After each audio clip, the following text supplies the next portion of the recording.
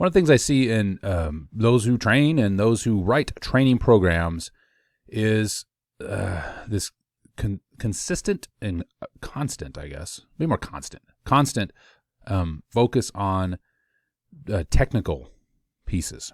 And actually, this was brought to my attention by one of the clients I work with, and even without even realizing it, maybe my way of programming didn't fit what she expected.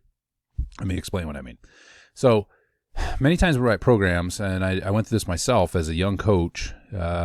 You learn so much, and you learn all this stuff, and now we live in an era of so much technology that we can have just piles of data. And we have all these different wearables, and we have all these different metrics that we use, and et cetera, that you can get lost in the minutia of these other things.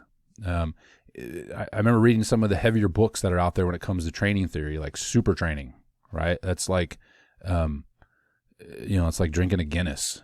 You don't really drink it, you eat it, right? And so these are heavy books, right? But as you start reading those things and you start looking at some of these the data generated from the wearables, et cetera, it can become overwhelming. Like, where do I even start with a program? And what I had to do when I was writing all these intricate programs, and they just seemed like I was overdoing it every time, right? Like I was getting results, but it just seemed like a lot of work to get results. And so I titled this video the K.I.S.S principle, or the K.I.S.S program, K-I.S.S, an acronym. Keep it simple, stupid. If you're not familiar with K.I.S.S, it's probably one of the best programming techniques that I have ever thought about. The keep it simple approach. And I had to come back to that. So if you're not familiar with the variables of exercise prescription, right? So sometimes we call the principles of exercise prescription. They're very simple. It's progressive overload, specificity, individuality, reversibility, right? These are big constructs, but it's really simple stuff. If you want to get better, then there has to be an overload. You have to provide a stimulus. If you want to get better at something specifically, then that you probably need to spend some time on that more than other things. So in other words, if you want to run fast, you need to run faster, right? But running in circles for 20 miles is not going to make you run faster. If you want to get stronger, then at some point you're going to have to lift really heavy stuff, and you're going to have to lift heavier stuff than you did before. In the middle of that is the programming and all the potential ways of setting up a program to do that. The problem is that many times we get lost and lose ourselves in the intricacies of a program. And many times it's because I mentioned, like super training, the foundational information we use to program has been based on elite athletes. Okay. And there's many times a miscategorization of what we are, who we are, as people that are training, or the people we're training. So you take a book like some of these Russian texts, which I really enjoy reading. If you're a coach, or if you're a strength conditioning coach, performance coach, personal trainer, I recommend you read books like Super Training. But you have to realize who the authors were working with. These were Soviet authors at the time, and what programs were they running? The elite, international, got to beat the Americans teams. They weren't dealing with the 12-year-old that comes in and wants to run a little faster, right? Or the youth weightlifter, or the soccer player you're doing some strength conditioning for in high school, or even collegiate people, right? And so when we talk about elite, they're elite for a reason. Like, there's not everybody in the military, and so not everybody in the world is a Navy SEAL, and nor is everybody in the military a Navy SEAL, and the Navy or the Marines a Navy SEAL. They're elite for a reason. There's not many of them. Okay, they're elite in their mindset. They're elite in their physical conditioning, more the mindset, and of course, their selection process weeds people out. So when we think about athletics and we think about training in general, we have to remember that many of the texts and the concepts that were developed and the complicated programming is for elite people. Even a Division I athlete, in terms of strength conditioning, is not elite. Most of them are not advanced. Most of the athletes we work with won't get any higher than the intermediate level in terms of gains. And if you read Glenn Penley's book and Classification of Athletes, I think this is helpful. Like, well, how do you differentiate? Well, it has a lot to do with how fast you make gains.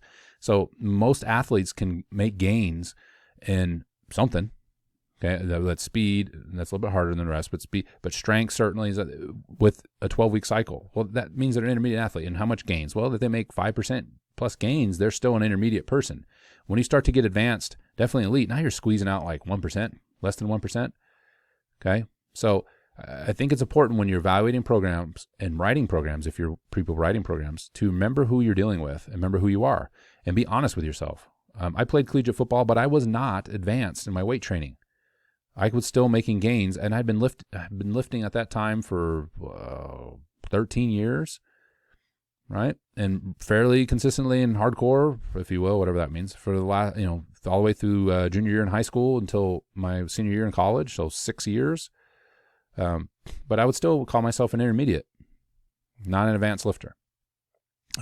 So keep that in mind when you're evaluating programs, you're building programs. Keep it simple, stupid. Go back to those basic principles. If I'm trying to get stronger, am I getting stronger? Am I lifting heavy stuff? You don't need all this fancy programming sometimes to do that. Now, the longer you train and the closer you get to advanced, the more complicated the program you get. I like to say, the more complex the program, or the more complicated the person, right? The more complex the program. The simpler the person, I mean, in their where they are in their programming, the simpler the program. You spend a lot more time on coaching technique and things like that, or learning technique. If I'm talking to somebody who's training, you need to learn how to lift. You need to learn how to do a row properly. You need to learn how to push a bar overhead properly, etc. You spend a lot of time with that, and you get better at the movement patterns. Then you can build muscle mass, and then you'll continue to see gains. And then as you start to run into the wall of fatigue, then you can start to program in deload weeks. And it doesn't have to be more complicated than that. And then in your cycles, the 4-week cycle is always a good one. The 3 build weeks. It could be, right, if you're hypertrophy focused, you're building out volume in those 3 weeks. And then recover, and then do it again. Build out the volume more. And then at some point, you'll reach a volume that you can't add much more to because of fatigue, and then drop back the volume back down again. And start back up and build again. I mean, all you're doing is working in deload weeks. It doesn't have to be overly complicated. You don't need, a complicated algorithm to tell you how to do that.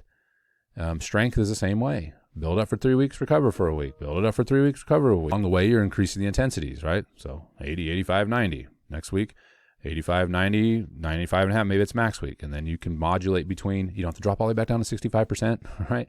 But you modulate around 80 to 85 to 90, 95 again. You go back and forth in your cycles. And then if you go to a meet, then you might deload a week after, like have a down week and you build back up. You don't start at 65% again, though, if you're an intermediate. If you're somebody who's just starting, you probably hover around the 80s and still see gains. You don't need to push until his 90s quite yet. All right. So, but that's simple. That's simple programming. You pick up a book and sometimes these books make it seem overly complicated how to actually do a program. Even the book that I wrote, in some spots, if you read that, you're like, man, this seems really complicated. And all that purpose of my book was to provide tools to think about. But perhaps I've even fallen to that as well in the book at times, is being overly complex. A great book that I need to do a book review on is Practical Programming by Ripito. I mean, it's a simple book.